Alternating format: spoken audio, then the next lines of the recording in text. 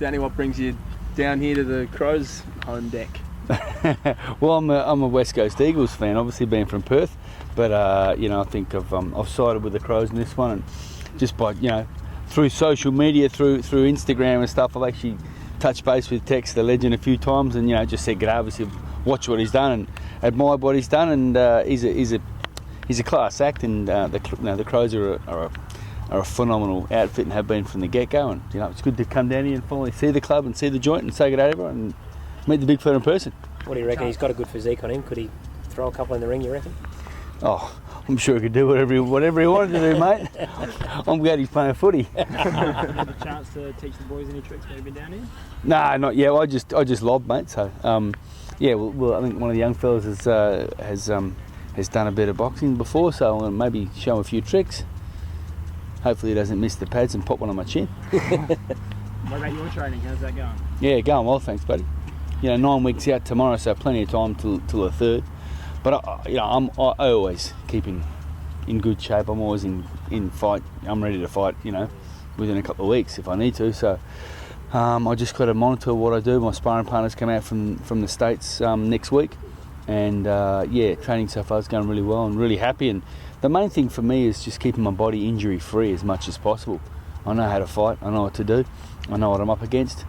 Chock's a fierce competitor, and it's going to be a hell of a fight. But I think even at my age, I've kept my body in pretty good nick, although it's hard because when you get older, your injuries seem to accrue. But I'm feeling really good, and I just can't wait to get the job done. How far right from the fight does the training become Mundine-centric, where you start worrying about him and what he does?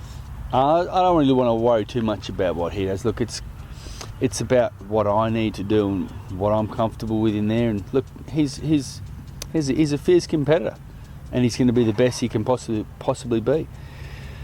He's sharp, his eye's always good, his timing's always good, his speed's always good, but I don't think his body's stood the test of time as well as mine has, even though I'm older. I'm going to test that. And he knows I'm going to test that. So he's got his plan, I've got my plan. Let's see who's got the better plan. You know what? Don't worry about the plan, let's just see who's a better fighter on that night. The lead up to this fight, how's it been different from the first time? Oh, I'm way more relaxed. I'm cool, I know how to fight. I know what to do. It's it's like these boys playing a game of footy. Although a grand final it'll be. I imagine it'll be much different. I've got no idea how to feel. It'll be amazing. But it'll be just business as usual for the boys. It's a big occasion. The crowd's bigger. There's more at stake. But at the end of the day, they're just trying to put the ball through the goals more time than the other team and stop them doing it. And I got to punch him more than he punches me. And that's the game. Well, Jake, you've got a bit of an appreciation. You don't mind a bit of boxing yourself. How much do you look up to someone like Danny and what he's done? Yeah, obviously, to have Danny down here at the Crows, it's pretty special. A person and a boxer of his calibre, just to be down here at the Crows, it's a pretty amazing feeling standing next to him now, because I went to a couple of his fights in Melbourne, so pretty special to be standing here. Maybe what can you learn from an athlete of his experience? What do you ask him if you get a chance? Well, I think he's obviously been through a lot in terms of the competition that he's faced, and I think just guess how to deal with pressure, because obviously this is a massive fight with Mundine, and he's obviously dealing with a lot, but the way that he handles himself, not only with this fight but the fights before, it's pretty special. So just to be able to learn off that'd be great. Jake, it's been a few weeks, I think, since you guys have finished up, but it looks like you've come back a little bit bigger. Have you put a little bit of weight on yourself? I have put a little bit of weight. You can ask me how to put the beers away too, but I'm pretty good at that, buddy. Yeah, well, as I was going to say, I'm not sure it's when you come back from off season, you're always worried if it's good weight or bad weight, but I guess I was pretty happy to come back and put a couple of kilos on, because last couple of seasons, for me, my first two, probably a bit skinny, and to be able to come back and put a little bit of weight on, it's very good. And I think a couple of the senior guys like Tex have come back early. How good is that and inspiring is that to see the guys coming back, really keen and wanting to push? Yeah, it's good. Obviously, Tex is captain of our club, and not only for myself but the younger fellas, to see him just around the club. He didn't really have to step onto the field, just to be around here. It's really good for us, and it means that you know, he means business, and we're looking forward to the year ahead. Jake, have you noticed any change this pre-season to others in terms of maybe doing more running, more weights, different emphasis, different tweaks? I don't think it's too different. For me, I've only really done one pre-season. The first one I come over here, I didn't really do a lot because of my knee, but there's not a whole lot you can do. You can't do a lot more running because otherwise people's bodies break down. Can't do a lot more weights because otherwise people get too heavy. So I think it's just doing things with more purpose and more intensity, and that's what we've been focusing on this pre-season. So you've had a couple of pretty good seasons as far as young players go. How do you make sure that your game continues to improve instead of stagnating? What do you work on personally?